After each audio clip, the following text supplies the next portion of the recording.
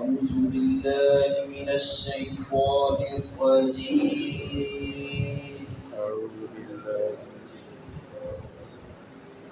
بسم الله الرحمن الرحيم.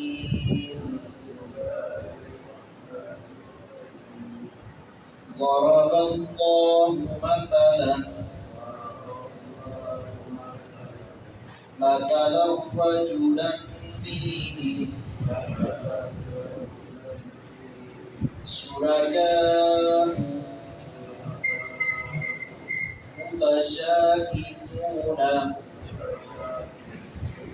ورجلا سلما لرجل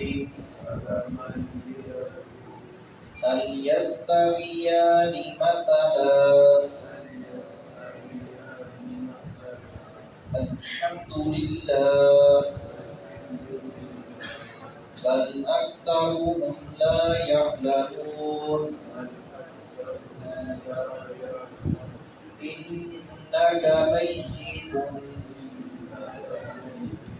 وإنهم ميتون ثم إنكم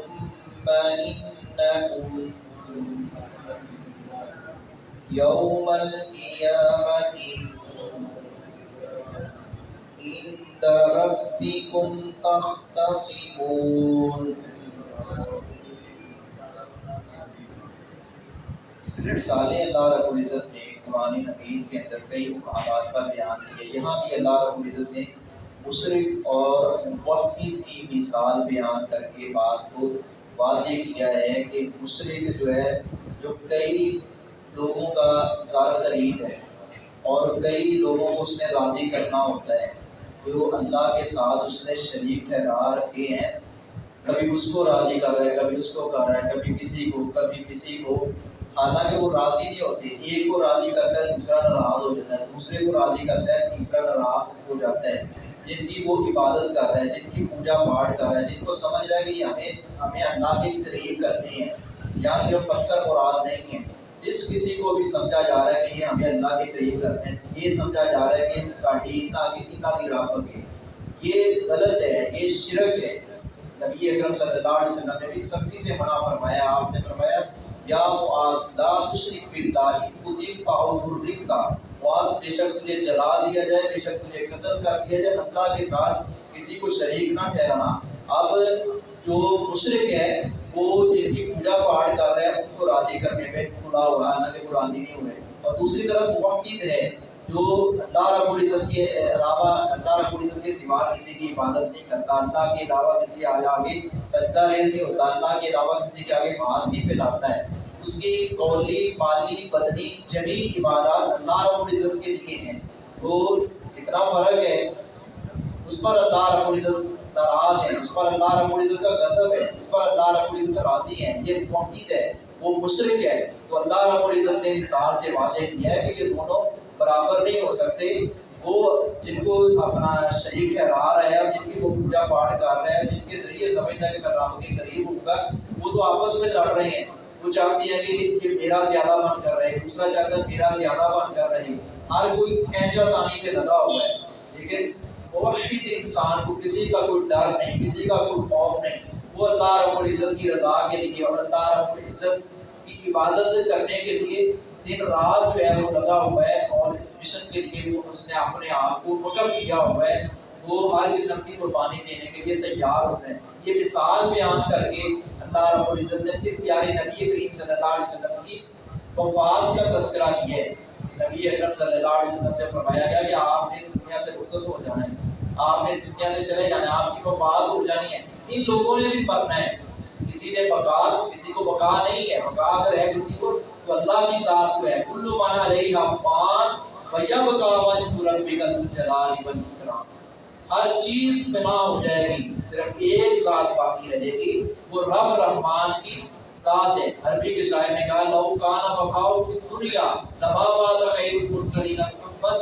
اگر کسی کو بقا ہوتا تو آخری نبی اور نبی خیر محمد صلی اللہ علیہ وسلم اس دنیا میں رہتے. جب آپ نے نہیں رہنا تو پھر ہماری کیا حیثیت ہے، کیوں نہیں ہم فکر کرتے. نبی اکرم صلی اللہ علیہ وسلم کی وفات کا بھی اس بات ان آیات سے ہو رہا ہے کہ آپ کو اللہ رب العزت نے فرمایا کہ آپ نے بھی وفات پانی ہے، ان لوگوں نے بھی مرنا ہے۔ یہ ہمارے یہاں جو کہا جاتا ہے کہ پردہ کر کے، بزرگ پردہ کر کے، پیارے نبی پردہ کر کے، یہ ہم اپنے آپ کو عجیب قسم کے معاملات میں الجھائے ہوئے ہیں اور شاید سمجھتے ہیں کہ یہ اور سمجھا جاتا ہے یہ لفظ موت جو ہے یہ نبی کی توہین ہے۔ قرآن کریم میں اللہ رب العزت نے حضرت یعقوب علیہ السلام کے بارے میں وَإِذْ حَضَرَ یعقوب الْمَوْتُ، حضرت یعقوب علیہ السلام کا اور اس طرح دیگر نبیوں کا تذکرہ کیا ہے، ان کی موت کا تذکرہ کیا ہے۔ لیکن موت میں فرق ہوتا ہے۔ سیدہ عائشہ صدیقہ رضی اللہ تعالیٰ عنہا فرماتی ہیں کہ نبی کریم صلی اللہ علیہ وسلم نے جب یہ بات فرمائی کہ جو اللہ رب العزت سے ملاقات پسند کرتا ہے اللہ اس سے پسند کرتا ہے ملنا، اور جو اللہ رب العزت کی ملاقات کو ناپسند کرتا ہے یعنی جو مرنا ناپسند کرتا ہے اللہ رب العزت اس کو ناپسند کرتا ہے۔ حضرت عائشہ فرمانی تھی اللہ کے رسول ہم میں سے تو کوئی بھی نہیں ایسا ہوگا دنیا میں جو یہ پسند کرتا ہو کہ میں مر جاؤں، دنیا سے چلا جاؤں۔ آپ نے فرمایا نہیں عائشہ، ایسے لوگ ہیں جن پر رب راضی ہے، جب ان کو موت کا پیغام آتا ہے اور پھر وہ خوشی سے موت کو گلے لگاتے ہیں اور تسلیم کرتے ہیں۔ کرنا تو پڑتا ہی ہے لیکن ان کو خوشی ہوتی ہے کہ میں اپنے رب سے ملاقات کرنے والا ہوں۔ اور ایک حدیث شریف میں آتا ہے آپ نے فرمایا موت جو ہے مومن کے لیے تحفہ بن کر آتی ہے۔ نبی اکرم صلی اللہ علیہ وسلم کی وفات اور عام انسانوں کے امتیوں کی وفات بڑا فرق ہے۔ اپنے اوپر ہم اس چیز کو جو ہے پرکھتے ہیں، بولتے ہیں، وہ جو تصور ہمارے اندر ہے نا ہمارے اپنے بارے، نعوذ باللہ نعوذ باللہ، نبی صلی اللہ علیہ وسلم تو بڑے اعلیٰ ہیں، آپ سے اعلیٰ کوئی نہیں ہے۔ لیکن اس کا مطلب کیا ہے کہ لفظ موت جو ہے یا لفظ وفات جو ہے وہ نہ بولا جائے پیارے نبی کے لیے، یہ کوئی توہین والا لفظ نہیں ہے۔ اگر یہ توہین والا تنقیص والا لفظ ہوتا اللہ رب العزت کبھی قرآن کریم میں یہ نہ فرماتے۔ حضرت ابوبکر صدیق رضی اللہ تعالیٰ عنہ نے بھی خطبہ دیا تھا، فرمایا تھا کہ جو تم میں سے محمد صلی اللہ علیہ وسلم کی پوجا کرتا تھا، عبادت کرتا تھا، اس کا رب تو موت ہو گیا ہے، اور جو ایک اللہ کی عبادت کرتا ہے اس کو کبھی موت نہیں آئے گی۔ اللہ کی صفت ہے کہ اللہ کو موت نہیں آئے گی۔ اللہ کے ساتھ موت کو آرڈر کرنے والی ہے لیکن اللہ کو خود موت نہیں آتی۔ اللہ نے ساری خامیوں سے، کجرویوں سے، ٹیڑھ پن سے اور یہ جو چیزیں مخلوقات کے ساتھ اللہ نے سب چیزوں سے بری اور پاک ہے۔ ذرا اللہ بیان کی ہے اللہ نے مثلا مثال رجل، ایک ایسے آدمی کی ہوئی جس میں شرکاء کئی شریک ہیں باہم متشاکسون اختلاف رکھنے والے۔ وہ شخص اس کی مثال اللہ نے بیان کی ہے کہ جس نے دوسروں کو شریک ٹھہرا رکھا ہے اور وہ آپس میں جو ہے اختلاف رکھتے ہیں، وہ جن کو وہ پوجا پاٹ جن کی کر رہا ہے، جن کو خوش کر رہا ہے، وہ آپس میں ان کی نہیں بنتی، وہ آپس میں اختلاف رکھتے ہیں۔ برات اللہ، اور ایک ایسے آدمی کی سالمن جو خالص سالمن جو خالص ہے ایک ہی آدمی کے لیے، یعنی کہ ایک ہی آدمی کے لیے جو خالص ہے یعنی وہ اللہ کی ذات کے لیے وہ بندہ خالص ہے، ایسا آدمی ایسا شخص اللہ کی ذات کے لیے خالص ہے۔ دوسرا ہے کوئی کسی کے لیے مختلف لوگوں کے لیے، یہ ایک اللہ کے لیے خالص، حال یستویان مثلا، یا وہ دونوں برابر ہو سکتے ہیں۔ اللہ رب العزت نے مسئلہ یہ مثال بیان کی، الحمدللہ، سب تعریف اللہ ہی کے لیے ہے۔ نبی کریم صلی اللہ علیہ وسلم کی زبان سے یہ الفاظ نکلائے ہیں اور اللہ رب العزت اللہ کے لیے ہر قسم کی تعریف ہے۔ کیوں؟ پیارے نبی صلی اللہ علیہ وسلم نے عقیدہ توحید کی نعمت پر اللہ کا شکریہ ادا کیا ہے۔ ہمیں بھی اللہ کا شکر ادا کرنا چاہیے۔ اللہ نے درباروں و خانقاہوں کی پٹی چاڑنے سے اللہ نے ہمیں محفوظ رکھا ہے۔ اللہ نے ہمیں صرف اپنے آگے جھکنے کی توفیق عطا فرمائی ہے۔ بل اکثرهم لا يعلمون، بلکہ ان کے اکثر علم نہیں رکھتے۔ انک میت بلا شبہ آپ وفات پانے والے ہیں، بلا شبہ آپ بھی مرنے والے ہیں، بلا شبہ آپ وفات پانے والے ہیں۔ وفات پانے والا ترجمہ جو ہے یہ مناسب اور اچھا لگتا ہے۔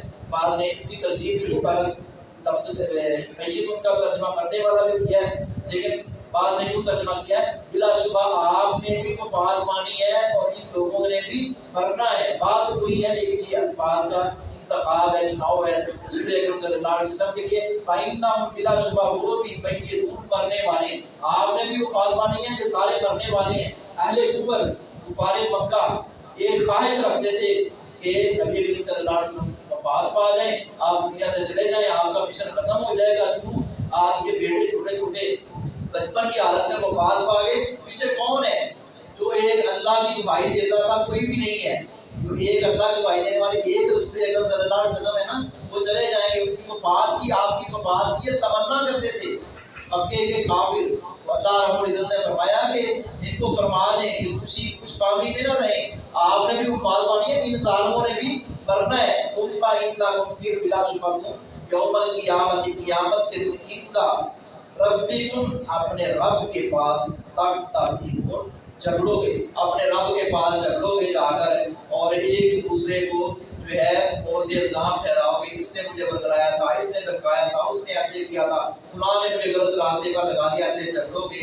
لیکن اللہ کے ہاں یہ جھگڑنا کوئی فائدہ مند نہیں ہوگا، وہاں پھر اللہ رب العزت فیصلہ ہے وہی سنائیں گے، اور اس طرح کا انصاف والا فیصلہ ہے۔ اللہ رب العزت ہمیں اس دن کی سختی سے محفوظ فرمائے۔ وما علیہ